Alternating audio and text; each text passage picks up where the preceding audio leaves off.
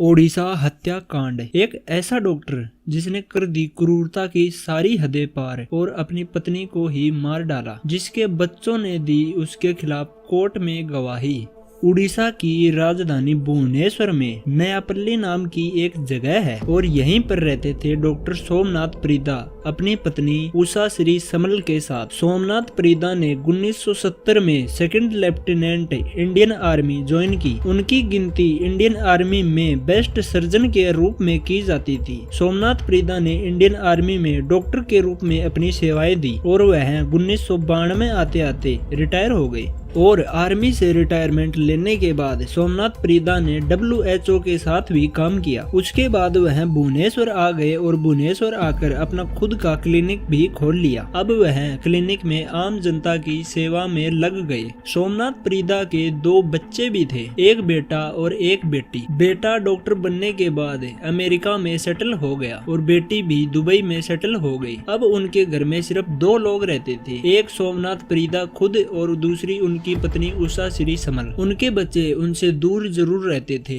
लेकिन अक्सर फोन पर बातें होती रहती, लेकिन ज्यादातर उनकी बात अपनी माँ से ही होती, क्योंकि उनके पिता सोमनाथ प्रीदा गुस्से वाले मिजाज के आदमी थे। उनकी किसी से भी ज्यादा बनती नहीं थी और उन्हें बहुत ही जल्दी गुस्सा भी आ जाता था। इसीलिए उनके घर रिश्तेदारों का आना जाना भी बहुत कम ही था, क्योंकि उन रिश्तेदारों के साथ भी सोमनाथ प्रीदा की नहीं बनती थी। सोमनाथ प्रीदा अपने रूटीन के हिसाब से ही चलते थे। वह सुबह जल्दी उठ जाते थे और शाम को जल्दी ही सो जाते थे। इसी बीच वह अपने क्लिनिक में भी जाते और सारे काम भी करते। उनकी जिंदगी ठीक ठाक चल रही थी। अब जून 2013 आ चुका था। अमेरिका में रह रहा बेटा अपनी माँ उषा श्री समल को फोन करता है, लेकिन उनका फोन स्विच ऑफ आता है। बेटा सोचता है कि माँ ने शायद अपना फोन चार्ज नहीं किया होगा, इसीलिए वह अगले दिन फोन करता है। लेकिन हैरानी की बात यह थी कि अगले दिन जब वह फिर से फोन करता है तो भी फोन स्विच ऑफ ही आता है। ऐसा पहले कभी नहीं हुआ था। इसीलिए बेटा अपने पिता सोमनाथ प्रीदा को फोन करता है, तो सोमनाथ प्रीदा उसे बताता है कि उसकी माँ अपनी बेटी के पास दुबई गई हुई है। अब वह बेटा दुबई में रह रही अपनी बहन को फोन करता है और माँ से बात करवाने के लिए कहता है, तो उसकी बहन उसको हैरानी से बताती है कि माँ मेरे पास नहीं है और मैं भी माँ से 2-3 दिन से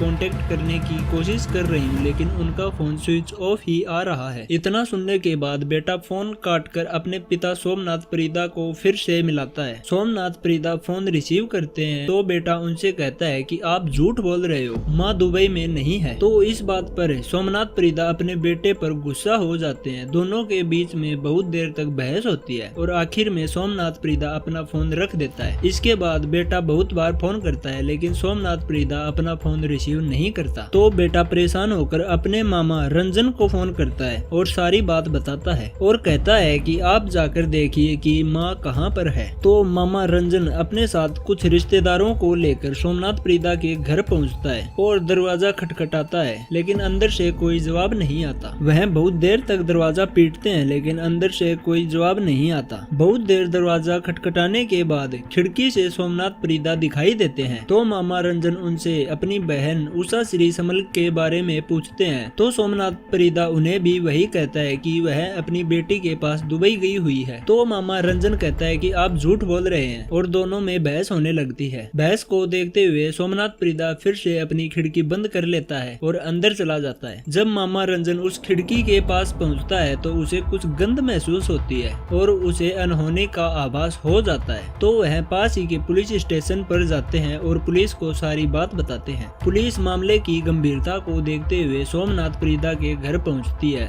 और दरवाजा खटखटाती है, लेकिन पुलिस के कहने पर भी सोमनाथ प्रीदा अपने घर का दरवाजा नहीं खोलता। तो पुलिस मजबूरन उस घर का दरवाजा तोड़कर अंदर घुस जाती है। पुलिस अंदर देखती है कि सोमनाथ प्रीदा एक जगह आराम से बैठा हुआ है। पुलिस जब घर में घुसी थी तो उनको भी कुछ गंध महसूस हुई थी। इसी को देखते हुए पुलिस उस घर की तलाशी में जुट जाती है और तलाशी के दौरान पुलिस को एक कमरे में 2 संदूक मिलते हैं। जब पहले संदूक को खोला जाता है तो पुलिस को उसमें स्टील के टिफिन मिलते हैं। पुलिस कुछ समझ नहीं पाती तो वह दूसरा संदूक भी खोलते हैं तो उसमें भी स्टील के टिफिन ही भरे हुए थे। जब सोमनाथ प्रीदा से इन टिफिन के बारे में पूछा जाता है तो सोमनाथ प्रीदा कुछ नहीं बताता। तो पुलिस एक टिफिन को खोलकर देखती है तो वहाँ खड़े सभी के सभी लोग हैरान हो जाते हैं क्योंकि उस टिफिन में मांस के टुकड़े भरे हुए थे। पुलिस पहली नजर में ही समझ जाती है कि यह इंसानी मांस के टुकड़े हैं और बारी बारी से सभी टिफिन को खोला जाता है तो उन 22 के 22 टिफिन में मांस भरा हुआ था। पुलिस के पूछे जाने पर सोमनाथ प्रीदा बताता है कि मेरी पत्नी उषा श्री समल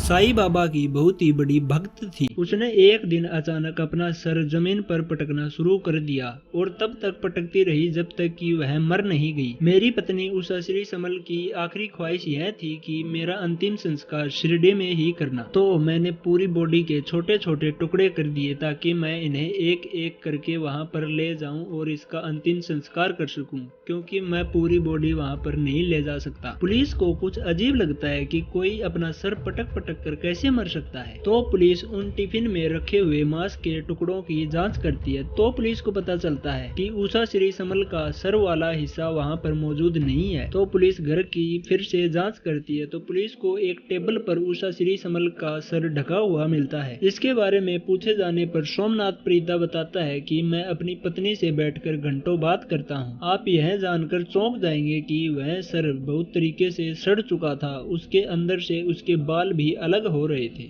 सोमनाथ प्रीदा ने जो कहानी पुलिस को बताई थी, पुलिस को उस बात पर यकीन नहीं होता और वह उस केस की बारीकी से जांच करना शुरू कर देते हैं। तो पुलिस की जांच में पता चलता है कि सोमनाथ प्रीदा और उषा श्री समल के बीच बीते 3 जून 2013 को एक झगड़ा हुआ था। झगड़े में सोमनाथ प्रीदा को इतना ज्यादा गुस्सा आता है कि वह एक स्टील की मसाल से उषा श्री समल के सर पर जोरदार वार करता है और उषा श्री समल वहीं पर बेहोश हो जाती है। लेकिन सोमनाथ प्रीदा का गुस्सा शांत नहीं हुआ, इसीलिए वह उसको तब तक मारता रहा जब तक कि वह पूरी तरह से मर ना गई। इसके बाद वह उस बॉडी के छोटे छोटे टुकड़े करने के लिए पास ही के मार्केट जाकर ऑपरेशन करने वाले औजार और 2-3 टिफिन लेकर आता है और उस बॉडी के 6-6 इंच के टुकड़े कर उन टिफिनों में भर देता है। और अगले दिन भी वह वैसा ही करता है कि वह मार्केट की दूसरी दुकान पर जाकर, ताकि किसी को शक ना हो, फिर से 2-3 टिफिन लेता है और घर पर आकर उस बॉडी के छोटे छोटे टुकड़े कर उन टिफिन में भर देता है। वह अक्सर यह काम रात को किया करता था ताकि किसी को उस पर शक ना हो और दिन में वह क्लिनिक में जाकर नॉर्मल बिहेव करता था। और ऐसे ही करके धीरे धीरे सोमनाथ प्रीदा ने अपनी पत्नी उषा श्री के 300 से ज्यादा टुकड़े कर 22 टिफिन में भर दिया और उसने एक खास केमिकल का भी यूज किया था ताकि बदबू बाहर ना फैले। वह डॉक्टर तो था ही, इसीलिए उसे सभी बातों का पहले से ही पता था। अब पुलिस के मन में बात यह खटक रही थी कि उषा श्री समल की हत्या सोमनाथ प्रीदा ने किस कारणवश की। इस बात का पता लगाने के लिए पुलिस जुट जाती है और सोमनाथ प्रीदा से बहुत ही सख्ती से पूछताछ की जाती है। तो पुलिस को पता चलता है कि सोमनाथ प्रीदा का चक्कर उसी के क्लिनिक में काम करने वाली एक महिला के साथ चल रहा था। इसी बात का पता उसकी पत्नी उषा श्री समल को लग गया था। इसी को लेकर दोनों में झगड़ा हुआ था और झगड़े में सोमनाथ प्रीदा को इतना ज्यादा गुस्सा आता है कि वह अपनी पत्नी उषा श्री समल की हत्या कर देता है। सोमनाथ प्रीदा पर हत्या और सबूत मिटाने के तहत मामला दर्ज किया जाता है और मामले की सुनवाई Khurda district and session court में होती है। सोमनाथ प्रीदा के बच्चे भी इंडिया आकर सोमनाथ प्रीदा के खिलाफ गवाही देते हैं और पूरी जांच के बाद कोर्ट 25 फरवरी 2020 को सोमनाथ प्रीदा को उम्र कैद की सजा सुनाती है। अभी सोमनाथ प्रीदा जेल में अपनी सजा काट रहा है। इस वक्त तक वह 80 साल से ज्यादा का हो चुका है। आप इस कहानी के बारे में क्या सोचते हैं, क्या राय रखते हैं, कमेंट में बताना ना भूलें। आप देख रहे हैं द स्टोरी टीवी। धन्यवाद।